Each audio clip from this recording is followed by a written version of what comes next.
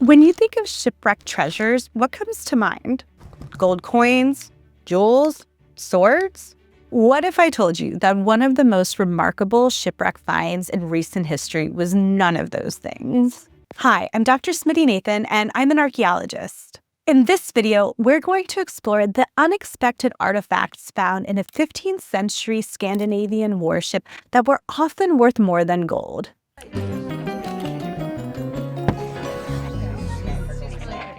In 1495, a Danish warship called the Gribshunden was sailing toward a major political moment. King Hans of Denmark and Norway was traveling to Sweden, where he was expected to be elected king, which meant uniting much of Scandinavia under one ruler.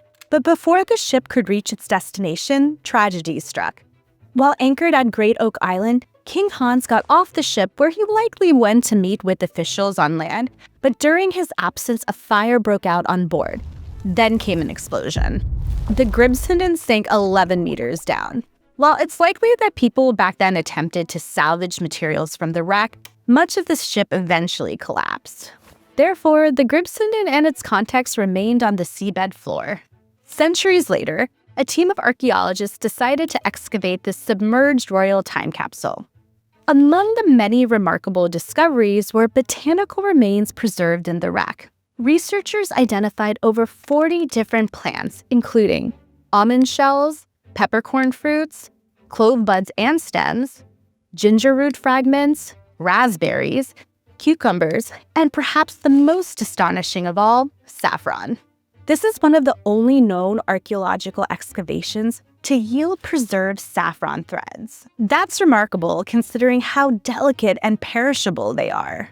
To find items like saffron, ginger, and clove in a 15th century shipwreck is no small thing. These weren't just pantry staples. They were luxury items. They were expensive and rare and often worth more than gold.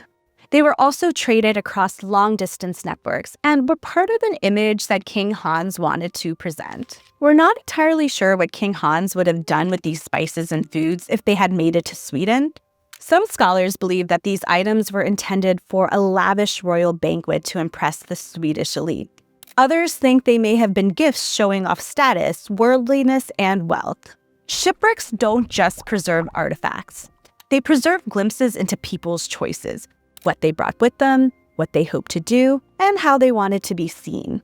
And in the case of the Gribshunden, the most precious treasures weren't gold or jewels, they were spices, fruits, and flowers. We actually have a video on the archaeology of saffron linked below, if you want to learn more about this spice and its ancient history. This video is part of our Artifact of the Day series, where we take a quick look at one intriguing object from the past. If you're interested in watching another Artifact of the Day video, check out the video here.